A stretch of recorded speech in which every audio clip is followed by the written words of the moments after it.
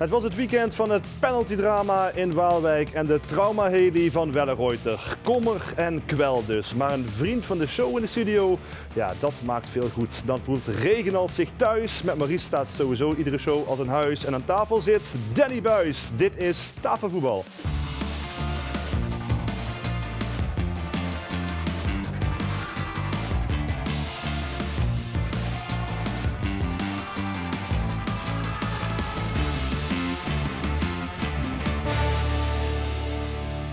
Welkom bij Tafelvoetbal met een nu al in de menig geschoten Maurice Graaf. De laatste 3 uitzendingen van het seizoen. Zolang het seizoen van Fortuna nog duurt, zijn we er op de maandagavond als verlenging van je voetbalweekend. Vanaf vandaag al om 6 uur.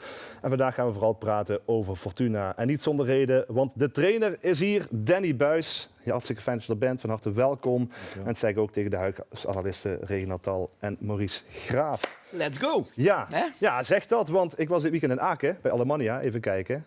Internationale complimenten voor de show. Dat is mooi, toch? Zeker. Ook in Duitsland en een beetje Parkstad wordt ook gekeken. Ja.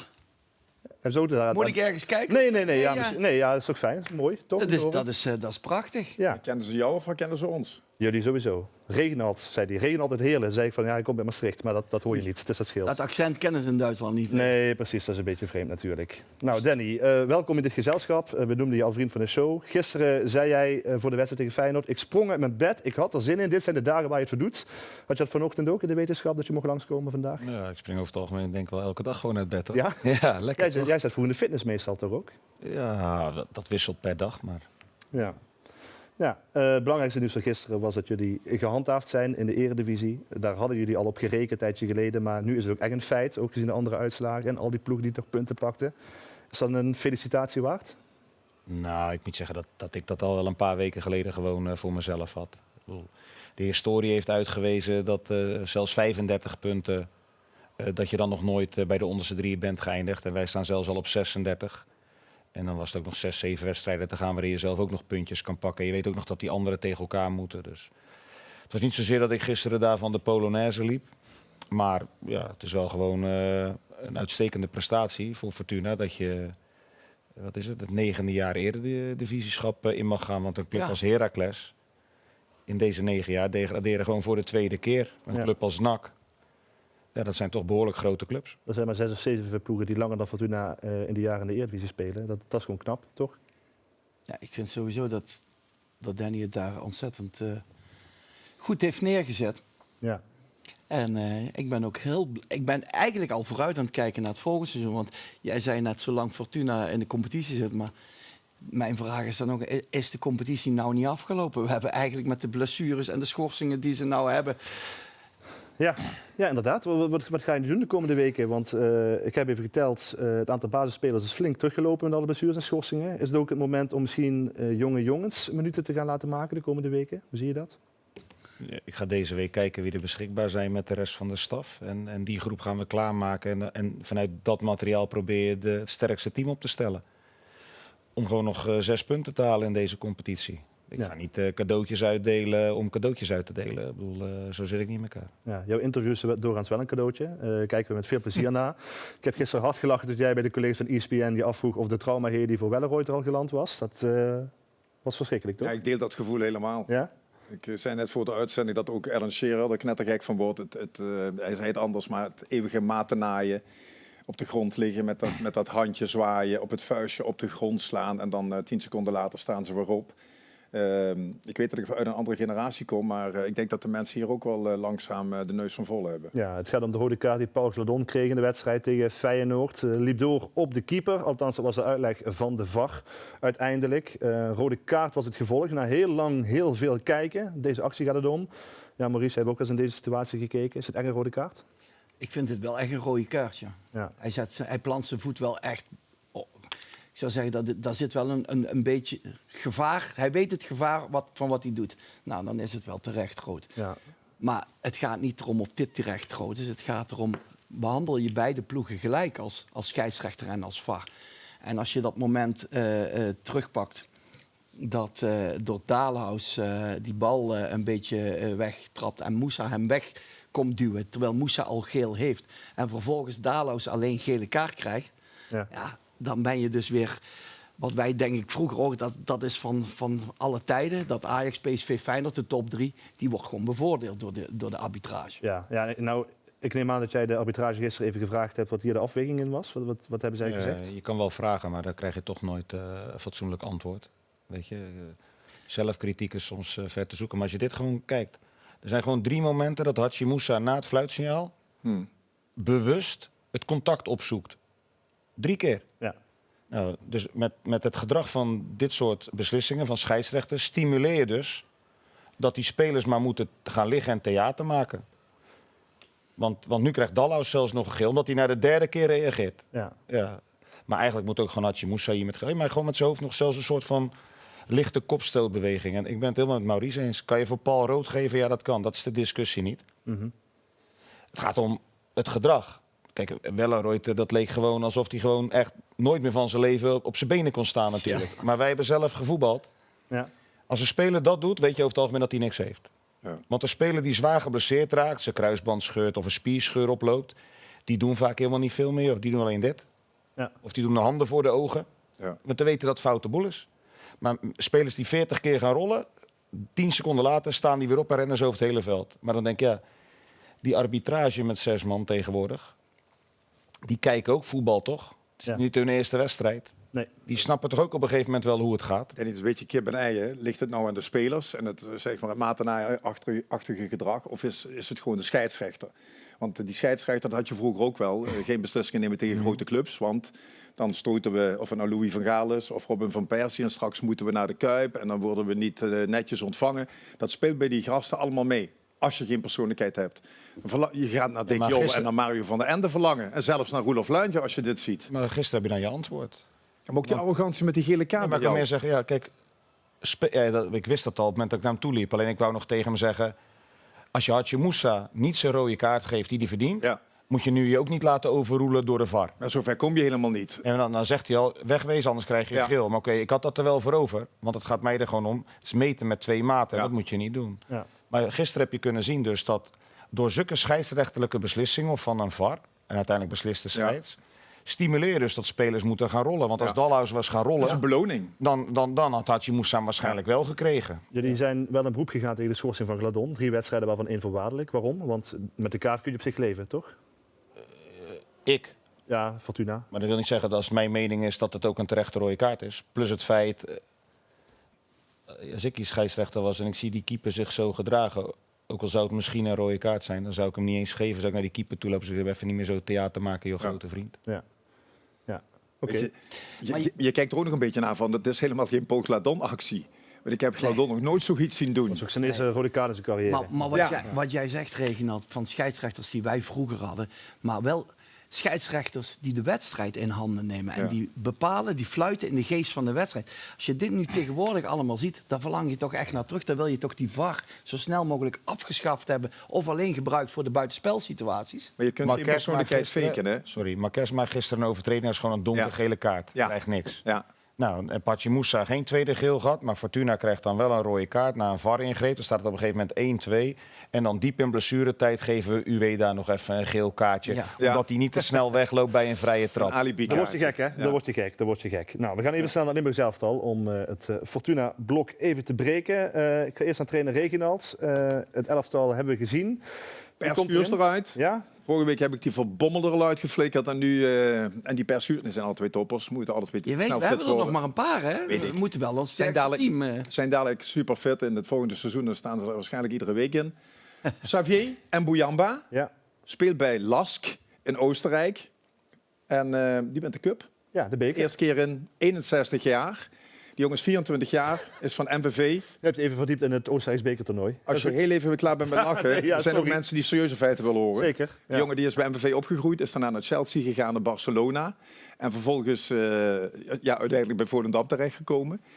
Moeilijke tijd gehad fysiek, maar dat niet precies wetende, omdat daar privacyregels voor gelden. En die jongen heeft nu een transfer gemaakt.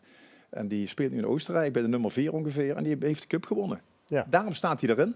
Kan ook voor de titel gaan zelfs. In Oostenrijk. Ik kon ooit naar St. Gallen toe in Zwitserland. Maar toen zei mijn fysio, die zei, moet je niet doen. Ik zeg, hoezo niet? Ja, als je zat bent, rol je zo die berg op. Moet je niet doen. Heb ik dus Lawines, was niet ook gedaan. lawinegevaar in die tijd dan. Levensgevaarlijk allemaal. Wie haal je eruit, Maurice? Ik wissel de keeper van Gassel, die had ik er ook zelf ingezet. Ik vond dat dat wel een keer mocht, maar ja, zo naar de WK toe levend wil ik toch onze Limburgse trots Vlekken zijn plekje teruggeven. Want die gaat, hoorde ik van Koeman, zeker naar de WK, want hij neemt 4 keepers mee. Dus als hij daar niet bij zit, dan kun je echt geen bal vangen, denk ik. Nee. Ik denk dat Branderos ook nog in de picture is dan, als je er 4 meeneemt. Kom, we zijn misschien... Nou ja, laat maar zitten. 4 keepers inderdaad, bij het Nederlands elftal. Dit is het Limburgs elftal, ook belangrijk met Boujamba en met Vlekken.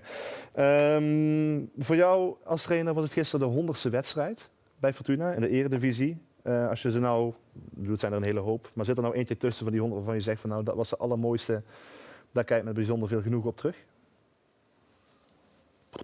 Nou, ik heb er niet één, maar ik bedoel... ik ben in ieder geval trots op dat je 100 eredivisiewedstrijden bij Fortuna achter mijn naam hebt staan. Ja. Ja. Zo simpel is het. Ben je dan blij met die tablet chocolade die je dan na afloop krijgt van de mensen van Fortuna? Van een schrijffout op. Hè? Ja? Eredivisie, hè? Ja. Maar, Maar dan kun je wegeten, dat scheelt. kijk, hier hebben we hem. Oh ja. Ik heb enorm Oh ja. veel... ik krijg enorm veel waardering en respect hier. Dus ja, dat is het mooiste wat je kan krijgen. Ja, want wij hadden de indruk, maar dat heb je niet per se zelf gezegd, maar dat leefde een beetje dat het misschien wel eens jouw laatste seizoen zou kunnen zijn bij Fortuna. Nu zei je een tijdje terug, ik blijf voor 99% zeker. Waar is de kentering gekomen op het moment dat jij bij jezelf dacht van nou, ik wil hier echt zeker nog een jaar blijven? Er is geen kentering gekomen. Volgens mij heb ik altijd al gezegd dat ik het goed naar mijn zin heb. Ja. Los van het feit dat ik ook heel veel dingen zie die ik graag met de club zou willen verbeteren. Maar ik besef me ook dat dat kan niet in 1 jaar. Daar heb je meerdere jaren voor nodig. En er is altijd wel weer iets om te verbeteren. Maar dat is ook nodig in topsport om met Fortuna in de eredivisie te blijven. Want de dag dat we met z'n allen gaan denken, ach, nu hebben we het voor elkaar, word je even aan alle kanten ingehaald en dan kukel je eruit. Ja. Daar probeer ik voor te waken. Maar ik heb het gewoon heel goed naar mijn zin.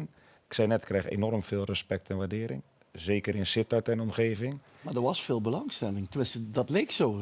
er was Clubs ook- kwam een trainersfunctie vrij. Er is ook wel het nodige interesse geweest richting mijn agency. Alleen dan moet je een keuze gaan maken. Ga ik met die partijen in gesprek? Ja of nee? Ik dacht, ja, ik kan het gesprek aangaan. Je weet niet gelijk of je het bent. Hè. Tegenwoordig selecteren ze 3, 4 kandidaten en dan word je allemaal uitgenodigd. Maar ik had zoiets van, ja, nee, dit is niet het moment voor mij om weg te gaan. Ik ga me focussen op Fortuna. Waren dat clubs uit binnen- of het buitenland? Beide. Ja. Wilde jij wel naar het buitenland überhaupt? Of had je ook Ik zoiets wilde bij Fortuna blijven. Ja. Dat is Ja, dat heb waarom- ik ook gehoord, Ja. Sam. Nee, Dus maar, dat ook net. Ja. nee, maar ik kan me voorstellen als er iets komt waarvan je zegt van nou, dit is wel een heel mooi avontuur, dat je toch in twijfel gebracht kunt worden. Feyenoord. Ja, maar zelfs dat Ja, nou, is geen bij uitgemaakte Utrecht zaak. Maar het had heeft ik geen nut om te gaan speculeren. Op dat moment moet ik een keuze maken. Ja. Ga je in op een uitnodiging om met iemand op gesprek te gaan? Of zeg je van nee, dat ga ik sowieso niet doen, want ik heb eigenlijk al besloten dat ik ga blijven. Ja. En dat was mijn vertrekpunt. Nou, wat je ook ziet, is dat je niet bent gaan, zeg maar, je in de markt bent gaan zetten. Lobbyen. Continu gezegd, Fortuna veilig spelen en een beetje normaal doen. Dan heb je wel nog gezegd, we gaan de ambitie van de resterende wedstrijden. Weet je nog, had je eerst Twente. Ja, dat is dan uiteindelijk, er zijn geen 12 punten bijgekomen. Maar vervolgens heb je je ook niet overal zitten profileren. En inderdaad, de goede subjectieve vraagstellingen, wat alle trainers krijgen van, is dit je top? Hoe zie je dat over een jaar? En dat heb jij nooit gedaan. En dat zie je. Tegelijkertijd heb ik hier gezegd dat ik me zorgen maak, tussen aanhalingstekens, over de kwaliteit van de selectie van Fortuna volgend jaar. Want dat wordt een helve job Ja, dat is als al die 1, 2, 3, 4 vertrekken. Dat is al 8 jaar. Weet Jij hebt ook in je carrière meegemaakt, Maurice, ik. Er stijgen jongens op een gegeven moment naar de bovenkant van het team en die gaan transfers Ja. maken. Of je nou bij MVV zit, bij VVV, bij Fortuna. En dan staan weer nieuwe jongens op. En op basis van die ervaring zeg je, daar heb ik het er vertrouwen in dat volgend jaar ook weer een Eredivisiewaardig elftal Ben je daar staat. nou meer bij betrokken bij de samenstelling van de selectie dan afgelopen jaar? Dat is wel de bedoeling. Alleen het moet in de praktijk nog wel gaan blijken. Ja. Maar dat is wel de bedoeling hoe ik met Joris gesproken heb nu. Maar ik heb Matthijs. vooral vertrouwen gewoon in de Ja. jongens die blijven. En in mezelf en in de andere mensen binnen Ja. de club. En dan heb ik zoiets van, als we dat goed doen, en je krijgt het publiek er weer achter, dan moet het gewoon mogelijk zijn om er gewoon weer 3 onder je te houden. Daar geloof Ja. ik in. Ja, dan komt er met Joris Matthijs inderdaad een TD binnen die ook heel veel kennis heeft van de Nederlandse velden. Hè, die het Nederlandse voetbal heel goed kent. Was dat ook belangrijk richting de toekomst wat jou betreft? Ja, het is niet aan mij om de nieuwe TD te bepalen. Dat hebben de eigenaren gedaan. Dat bepaal ik niet. Maar je hebt Doet er alleen wel- Van je hebt Persie. wel- Maar je hebt er wel een idee over, toch? Je hebt wel een idee hoe Fortuna verder kan komen, ook qua Ja, het samenstelling van de belangrijkste selectie. is dat de TD het ziet zitten in de trainer. Ja. Dat ze goed kunnen samenwerken. Want dat zijn 2 cruciale posities in de organisatie. Dat is wel het geval, geloof ik. Hè? Dus ik heb wel een gesprek gehad met Joris en dat klikte. Ja. Ik kon hem al uit het verleden. Want een paar jaar geleden had hij geprobeerd om mij naar Den Haag te halen. Maar toen koos ik voor Fortuna. Natuurlijk, dat is een belangrijke basis. Ja. Ja. Zit er ook nog een kans in dat een toekomst met Mo Iataren is komend seizoen? Hoe zie jij dat? Zolang hij onder contract staat, kan dat. Alleen het standpunt is heel helder. Transfer maken. Ja. Transfer maken. Geld aan verdienen. Namens de club bedoel je? Geld verdienen voor de club, maar ook voor hem. Ja. Hij moet op zoek naar een nieuwe prikkel. Waarin hij weer... Kijk, hij heeft dit jaar meer gespeeld ten opzichte van zijn tijd bij RKC. Zijn rendement is hoger ten opzichte van zijn tijd bij RKC. Hij heeft op een aantal andere vlakken een stapje gezet. En dan moet je weer op zoek naar een nieuwe uitdaging... waar je jezelf weer een stap hoger, zeg maar, kan pushen. Ja. Ja, nog één ding. Die randvoorwaarden waar je het net over had en waar we het vaker over hebben gehad. Hè, wat er bij Fortuna nog beter kan qua faciliteiten, zou ik maar even zeggen. Waar zit daar nog de winstmarge op die onder? Heel veel. Alleen dat kan niet allemaal tegelijk. Weet je, een paar jaar geleden heeft de club bepaalde keuzes gemaakt. Je hebt geld, waar investeer ik mijn geld in? En in mijn optiek kun je een gedeelte van het geld beter in andere dingen stoppen. Faciliteiten, trainingsaccommodatie upgraden. Ja. Je stadion van binnenuit upgraden. Betere faciliteiten daar ook creëren. Misschien een grotere gym maken. Specialisten toevoegen aan je staf. Er zijn verschillende dingen. Ja. Het verbeteren van de velden zit er niet bij iedere amateurclub in. Maar we gaan wel kijken bij de amateurs. De amateurs. Zo, daar komt het weer. We beginnen in de bekerfinale waar Bob van Kan namens EVV in de slotfase hier de paal raakt. We komen zo nog even bij die wedstrijd terug. Dan Bekkerveld onder 15. Tidde Otte met een lopje scoort hij voor de jongelingen uit Heerlen. Een treffer die er zeker mag zijn. Dan SC Hoensbroek tegen Heer. Dien Biesman scoort voor Hoensbroek. Dat is goed kijken, maar hij zit er wel degelijk in. Met de beveiligingscamera op afstand. Ja, inderdaad. Dan Leverooy tegen Brandenvoort. Voor Leverooy scoort Malou van Diepen. Ook in een bekerfinale. Ook een mooie treffer. En we blijven dus nog even bij de bekerfinales. Want daar wordt ook gevierd. Hier is het trofee voor de districtsbeker van GSV 28. Die in de finale dus wonnen van EVV uit Echt. Schitterende beelden. Laatste komen in de laatste weken van het seizoen. Stuur ze in naar tafelvoetbal@l1.nl. Samen met Mone Movies brengen we de rubriek op de zender. Komen de veteranen van Neer nog een keer voorbij? Ik denk het wel.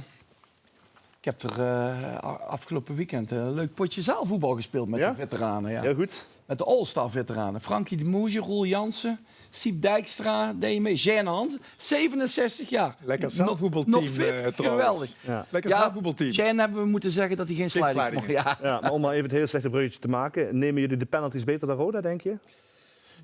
Ja. 2 penalties series dit seizoen Roda. Ja. 8 genomen, 6 gemist. Ja, de nummer 5 is 2 keer niet aan de beurt gekomen zelfs. Ja. Ja, het ging dus mis tegen RKC in de eerste ronde van de play-offs. 3 missers, Yannick van Os, de grote held bij RKC. Bij Roda zeiden ze, het is een loterij, die penalties. Kun je niet op trainen. Je kan er absoluut op trainen. Je kan de druk niet nabootsen. Maar je kan wel vastigheid creëren. Ik nam zelf toen ik nog voetbalde na iedere training 10 penalties. Ja. En dat garandeert echt niet dat hij erin gaat. Maar dan heb je wel houvast op het moment dat je heel veel druk hebt. Ja. Je vergroot de kans. Ik heb trouwens een keer meegemaakt onder Frans Curver. Speelden we vriendschappelijk tegen Meijel.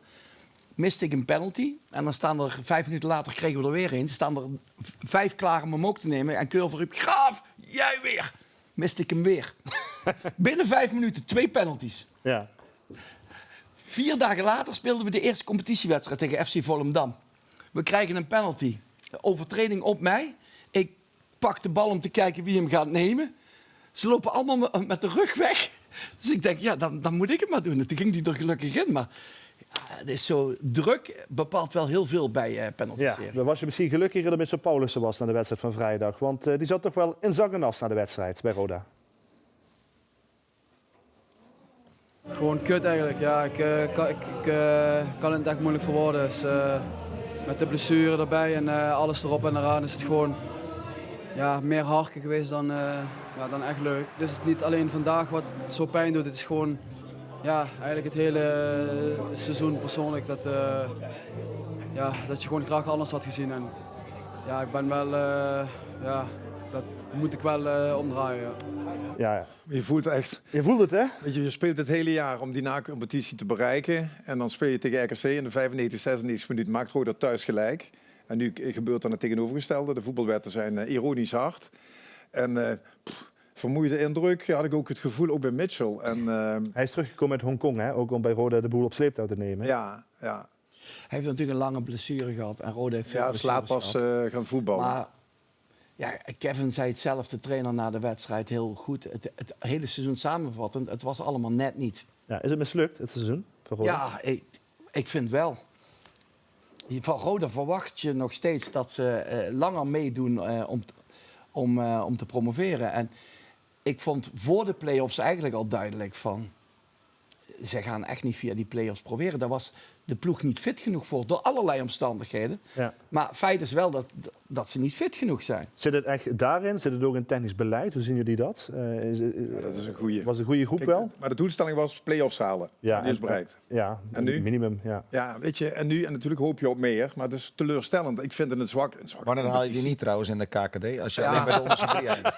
Ik geloof als de amateurs verliezen van het damesteam, dan word je negende en dan moet je... Ja, maar ik bedoel, die 4 jongteams die mogen al sowieso geen ja, die play-offs vallen al spelen. weg. Ja. Het was ook een zwakke competitie. Den Haag strak En de erbovenuit. nummers 1 en 2 promoveren al. Ja. Dus dan blijven er 8 over voor 7 Ja, tickets. dat zijn natuurlijk Oké. de usual suspects. Ja, Ja. Je mag best wel meedoen, zeg jij eigenlijk, aan die play-offs. dat is Alle minimaal als je respect, Roda bent. club als Roda. Ik ga 3 keer per jaar probeer ik te kijken bij Roda, bij MVV. Omdat het natuurlijk ook in de buurt is. Ja. Vrijdagavond vaak.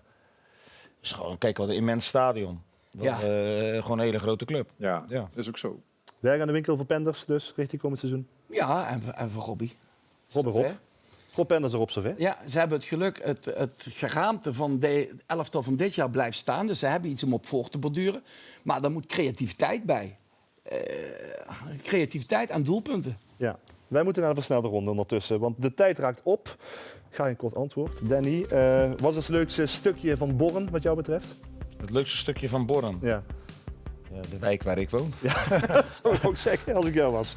Jeffrey van As met Lommel 3-1 voor in de halve finale van de promotie naar België. Het ziet er goed uit. Gaat nog altijd goed, hè? Ja. Dus wat zou je dan kunnen zeggen? In principe? Komt er een grapje nu? Ja, Snel eronder, Ja, jongens. nee, ja. Ja, hij moet blijven. Ja, precies. Zie je wel. Ja, die moet gewoon blijven. Als Sam Maurice. een grapje maakt, hebben we alle tijd. Hè? Ja, daarom. Hebben Verstappen en Red Bull het lek boven, wat jou betreft? Nog niet helemaal. Maar wel beter. Wel, ja, veel beter. Ben je net zo fanatiek bij Ganzenboordmens erger je niet en Rummy Cup? Ja, zeker. Ja. Draait om winnen. Dat zou ik best een keer willen meemaken, eerlijk gezegd. Nou, Schalke, terug in de Bundesliga. hoppa. Schön. Auf Schalke. Koningsblauw wat je aan hebt. Altijd op Schalke promoveren. Ja, heel goed. Oké. En Ruben van Bommel nam afscheid van AZ. En dit hij gisteren. Een beetje aan de late kant misschien, toch? Serieus? Ja.